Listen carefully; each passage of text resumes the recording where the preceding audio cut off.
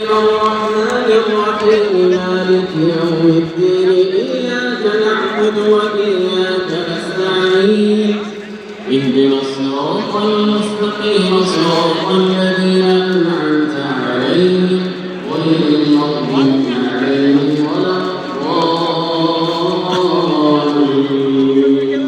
الضالين. وقالت اليهود والنصارى نحن أبناء الله وأحباؤه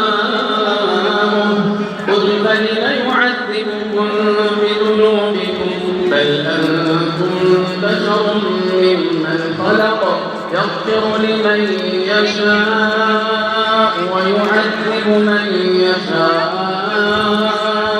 ولله ملك السماوات والأرض وما بينهما وإليه المصير. يا أهل الكتاب قد جاءكم رسولنا يبين لكم على فترة من الرسل أن تقولوا ما جاءنا من بشير ولا نذير فقد جاءكم بشير ونذير والله على كل شيء قدير. وإذ قال موسى لقومه يا قوم اذكروا نعمة الله عليكم إذ جعل فيكم أنبياء وجعلكم ملوكا وآتاكم ما لم يؤت أحدا من العالمين.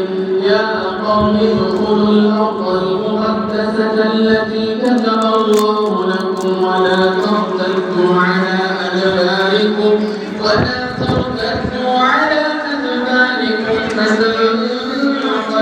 خاسرين. قالوا يا موسى إن فيها قوما جبارين وإنا لن ندخلها حتى يخرجوا منها فإن يخرجوا منها فإنا داخلون.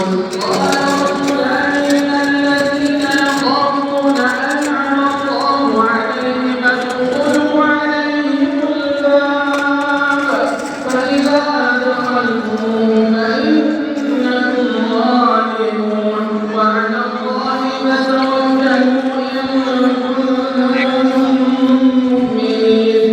قالوا يا موسى إنا لن ندخلها أبدا ما داموا فيها فاذهب فإن ربك بقاضيها إنا معهم راجعون.